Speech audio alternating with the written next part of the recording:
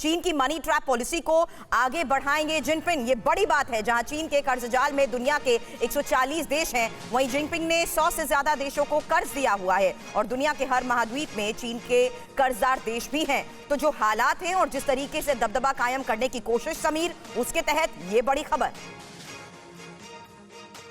बिल्कुल, तो जिस बात का जिक्र सुरभि ने किया है, जिनपिंग का मनी ट्रैप, उससे जुड़ी एक एक डिटेल हम आप तक पहुंचाएंगे।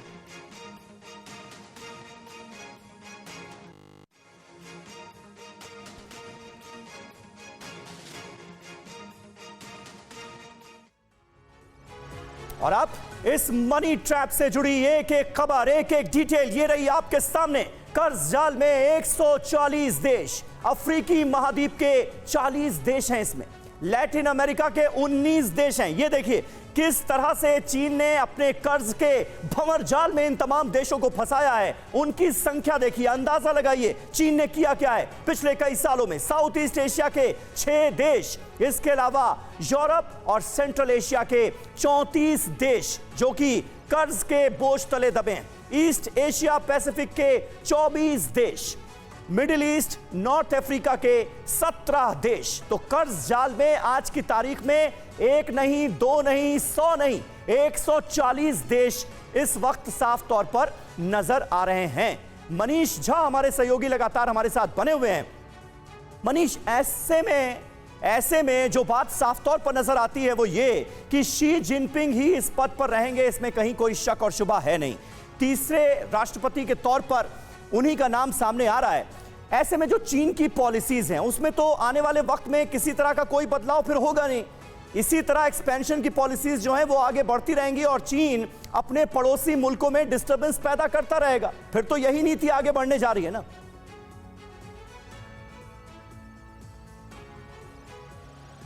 बिल्कुल सही कहा आपने। वैसे तो देखिए परंपरा होती थी कि उनके यहाँ जब ये कांग्रेस की बैठक होती थी तो उसमें संविधान में कुछ संशोधन होते थे कि समय के साथ कैसे आगे बढ़ा जाए।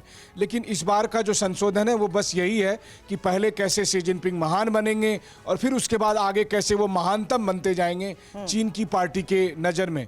लेकिन इसमें कोई दो राय नहीं है कि जो शी जिनपिंग की पॉलिसी है उसमें रत्ती भर का भी कोई फर्क नहीं देखने को मिलेगा। फिर चाहे वो कर्ज वाली जो उसकी पॉलिसी है चाहे उसमें हो, या फिर अग्रेसिव डिप्लोमेसी हो, या ताइवान को लेकर जो पॉलिसी है, या भारत में एलएसी को लेकर जो पॉलिसी है, या अमेरिका के साथ जो लुका छिपी का खेल है, इन सब पॉलिसी को आप एक जैसा ही देखेंगे। हाँ, ये बात जरूर है कि अगर ये पॉलिसी जारी रहती है तो इसका चीन पर कितना दबाव पड़ेगा। क्योंकि देखिए प्रेसिडेंट शी जिनपिंग को एक नया शौक लग गया है।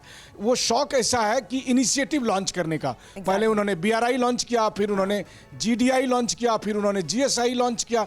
तो इस तरह के इनिशिएटिव जो है वो चीन को लगातार जो है मतलब आप कहें तो आर्थिक तौर देशों की मजबूरी थी या चीन का ट्रैप था जिसका फायदा उठाते हुए उसने लोगों को बेबस कर दिया, न सिर्फ इस कर्ज के जरिए बल्कि पूरी तरीके से अपना दबदबा, अपनी टर्म्स और कंडीशंस अप्लाई करते हुए।